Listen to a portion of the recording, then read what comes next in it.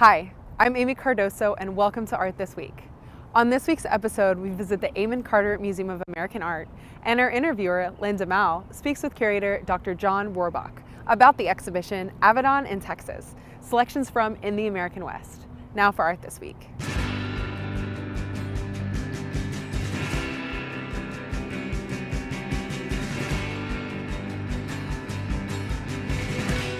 I'm Linda Mowl, and today I'm speaking with Dr. John Rohrbach, Senior Curator of Photographs at the Amon Carter Museum of American Art. John, thank you so much for speaking with me today. It's my pleasure.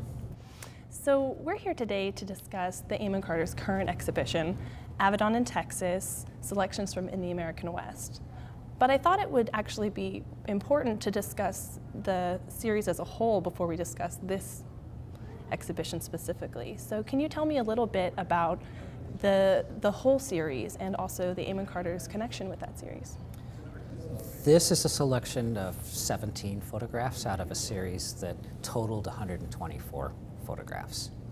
It's the end of a 5-year project of photographing that started in Texas and really ended in Texas. It ended at the State Fair of Texas. So it seems appropriate to pull out that section of the project and focus on that. The museum commissioned the project in 1978. It started up in March of 1979. And the museum holds all 124 portraits in its own collection. If I'm correct to say, Avedon sort of used Texas as a trial run for this project. When the project was first proposed, he did a trial run in Sweetwater, is that correct? Yes, he had made one other photograph that prior to the project that he was interested in of a neighbor rancher in Montana. He himself had a small ranch in Montana. And it stimulated ideas about how one might photograph people beyond celebrity New York. Right. And as he's puzzling through those ideas, it just so happens that the museum approaches him with an idea for a commission to photograph people across the West, and this became the result. He didn't know whether it would be successful. He's used to photographing Truman Capote and Charlie Chaplin and people who are well known, but to approach somebody just on the street or in a factory is a different kind of situation, and so he didn't know whether it would work, and coming to the rattlesnake roundup in Sweetwater was a great way of testing because you have a big crowd and you can see whether you can coax people who you don't know, who are not expected to be photographed, to stand in front of your camera. Well, I imagine Avedon in Sweetwater, Texas, this is his first exposure to this project, really, the first steps to making this project.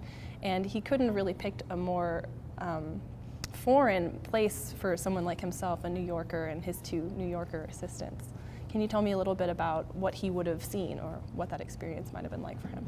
It's a fascinating point that he chose Sweetwater. In fact, it was probably a combination of his thinking about it and Laura Wilson, who was a Dallas photographer, Dallas homemaker and photographer, who brought him to Sweetwater. And the thing that brought them there was the 3-day fair, the Rattlesnake Roundup, which occurs every spring there, where it's literally what it says.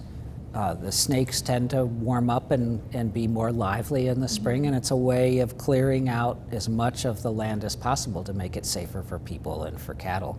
People bring live snakes to the Coliseum there in Sweetwater, and they get gutted and skinned, and there's a lot going on. So after this initial foray into Sweetwater, which we have those images here in this exhibition, he went all over the American West and eventually exhibited these photographs in 1985 at the Amon Carter, correct?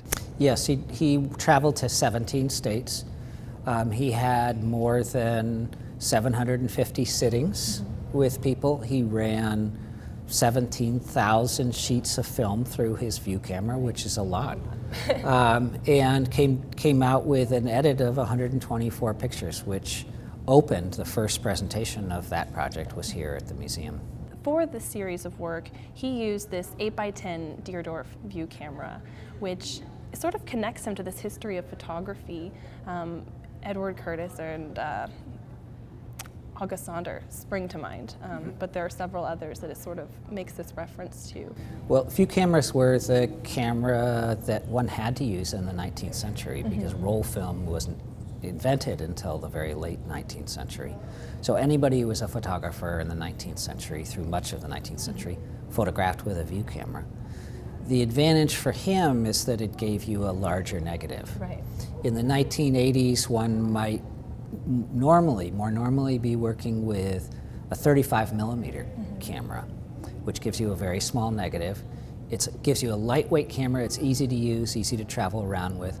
But the negative is so small that it doesn't work if you want to make really large images, Right. life-size or more than life-size images, and that's what he wanted. He wanted to create very large prints that carried the detail that he was seeing as the people were standing in front of him. As you mentioned, the negative size is one obvious advantage, but it also sort of allowed him to come around the camera, did it not? And the way that he was able to interact with his sitters was very different than if he had used a small handheld camera.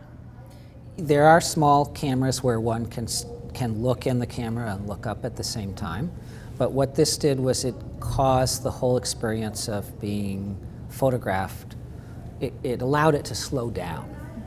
And by allowing it to slow down, people get used to the experience. Imagine being approached by somebody you've never seen before, who's clearly energetic and is buzzing around and has this big camera. It's a little overwhelming, particularly if you're not seeking out getting your portrait made. They approach you.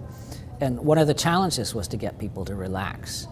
And by standing next to the camera and conversing with you, much like you and I are doing, he was able to get people to relax. Then the challenge became to photograph somebody before they got bored with the conversation. Moving now to this exhibition, there are 17 photographs, as you said.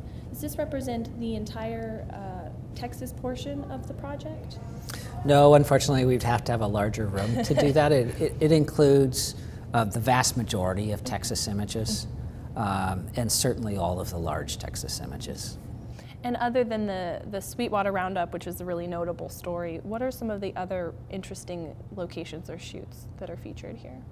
Well, he also went out in that direction to Albany. He photographed at the Fort Worth Stock Show. He photographed down outside of Bryant. He traveled all around the state of Texas. He photographed in San Antonio, and the images really come from all over Texas here. Also, the Amon Carter has the entire collection, has all of these images in its permanent collection. Yes. And so you sort of could put them all up, but you sort of selected a very specific 17. Can you tell me a little bit about that decision and what made you want to focus on these images over the others? Well, we put most of the images up in 2005, so we felt a little bit less need for that, and the show had been presented at the museum in 1985.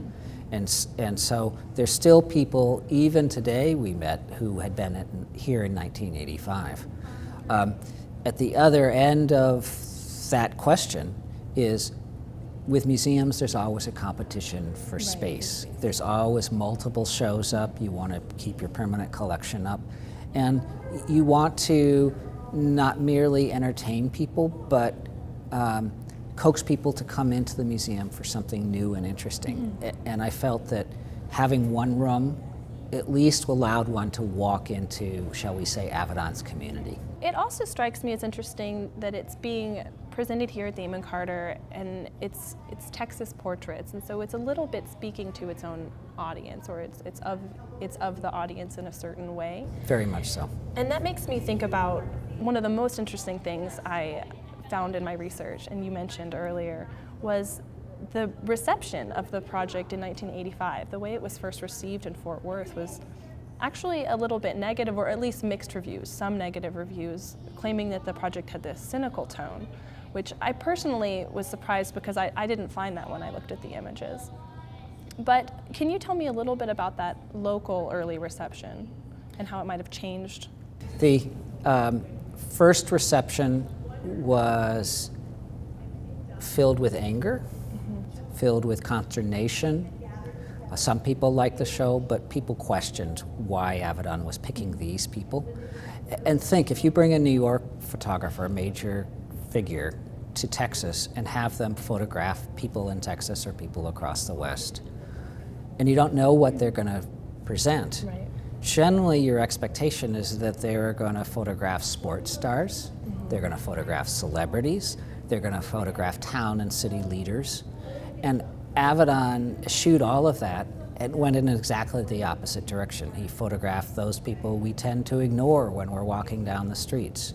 He photographed factory workers, he photographed unidentified migrants, people walking the roads. He photographed oil roustabouts and so on. And if you were going to present a portrait of the West, is that the portrait that you would want if you were a major art museum or the Chamber of Commerce? Right. And so there was consternation about the subject. And in fact, some people suggested that Avedon was ridiculing Texas and the Southwest.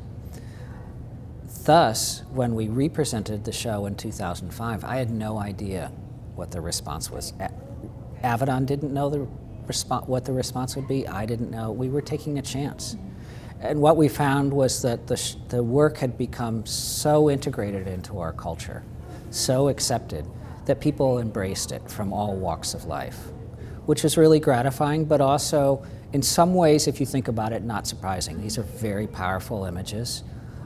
Whether you like looking at these particular people or not on a daily basis, there's no question that they pull you in and make you think about your own position in life. I think it highlights that this work is a little bit revolutionary. I think that we maybe take that for granted. Today's audience might take it for granted, that this photographing of everyday people. But at the time, it was very surprising, as you say, for a celebrity photographer to, not just a photographer of celebrities, but he himself a celebrity, would come and be interested in people that, like you say, are overlooked. And it's not only that, but it's also the size of the images. These are really heroic in size. To give the white backdrop where you take people totally out of context and make yourself look at clothing and look at hand positions, look at where the eyes are looking and so on, is all works together to present an entirely new way of doing and presenting portraiture. I also find it interesting, there's this one quote of Richard Avedon's that I just love. It says, all photography is accurate, none of it is the truth. And it's this sort of this admission of his own agency as a photographer and admitting that there is a narrative to some degree, or at least a point of view in every photograph that he takes. Most definitely. Avedon would be the first to admit that this is not a portrait of Texas in this case, or the project is not a portrait of the West. This is his view and his vision of the West.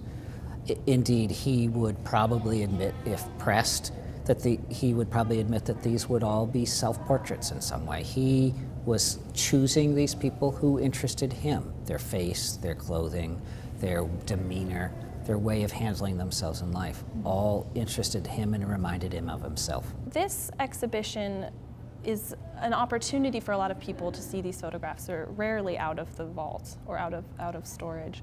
Can you tell me a little bit about the significance of that? These photographs get rarely seen. The last time they were shown in a larger group was 2005. You'd love to have a space where they can always be out, but museums are about change, and they're about showing wide parts of the collection. The photography collection alone is over 45,000 photographs that we draw from for exhibition. And so you're always picking and choosing and varying the schedule.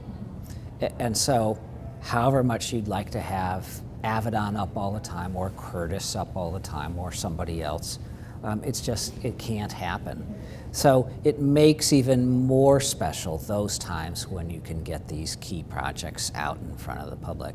And what I try to do is give enough time so that many people in the audience haven't seen the work. So oftentimes there's breaks of 10 years or so before something comes out again, so that it's fresh not only to people who have seen it before, but it brings a fresh audience, people who are particularly young, and people who haven't been in the museum before. Thank you so much for speaking with me today. Thank you. We want to thank Dr. Rohrbach for speaking with us. For more information on the exhibition, go to CarterMuseum.org. That's it for Art This Week. Thanks for watching.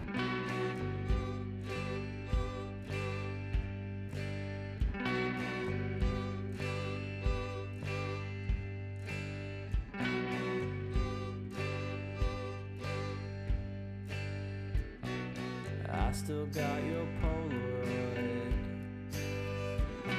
The thought of you